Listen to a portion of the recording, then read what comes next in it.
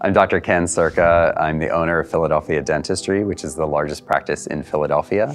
I've been working with the PDA now for several months, and I was also the MC for this year's event, which was amazing, and I was one of the speakers as well. When I walked in and saw so many dentists and dental students here uniting together to change the future of dentistry and to protect it from just getting dissolved by the insurance companies, I was amazed by the way that everyone was working together, offering advice to each other and just really supporting each other to make our profession much better long term. I think DSOs in this country may have a place, especially for younger dentists, for a place where they can go and get their speed up and learn dentistry clinically.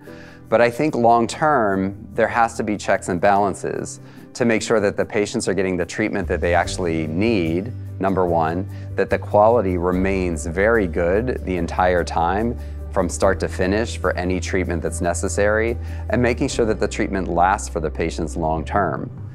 In private practice, I know we all focus on doing the right thing and not over-diagnosing, not giving treatment that's not necessary, and not being in it for the money. But I think sometimes dentists with such an increase in debt and such a large amount of dental school loans, sometimes they get tempted to do the wrong thing, or they're set up with such quotas that are so high that it's not realistic for them to reach. So they start over-diagnosing, they start doing treatment that might not be the best that they possibly can for a patient, and then the patient suffers in the end.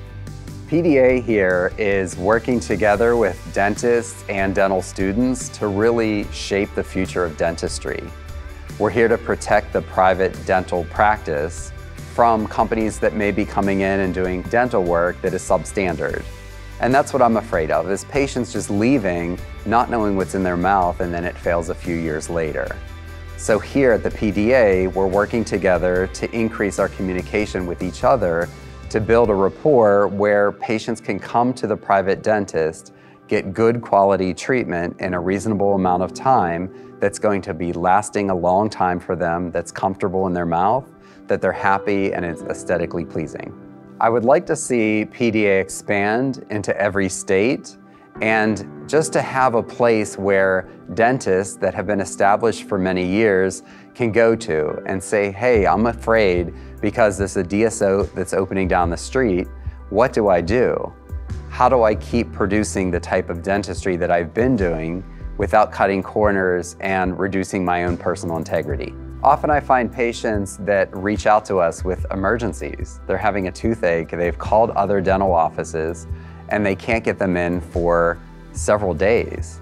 And that's often what we find with group practices or DSOs is the patient will call, and yes, they accept their insurance, but they can't see them for 4 or 5 days. What type of service is that? In the private dental practice, like mine, we see same-day emergencies always. Patients are not waiting at all to see us when they have an emergency or tooth pain. That's when you need to be there for your patient. Secondly, any patients that do come to see us, they're not waiting ever more than 10 minutes. So they come in, they've had their paperwork pre-filled out online, or we can email it to them. And when they come in, they're seen at their appointed time. There's no waiting around, there's no wondering what the doctor's doing because nothing pops up. We know that the patient's arriving, we're ready for the patient, and that's how the appointment should be. I think one of the biggest things that we can do as a practitioner to grow our practice is to stop all of the noise in the world. We're constantly bombarded with ads and phone texts and this and that, but when you're with a patient and you're providing dental care, you need to make sure you're connected with that person. One-on-one, the world has to stop when you're with that person.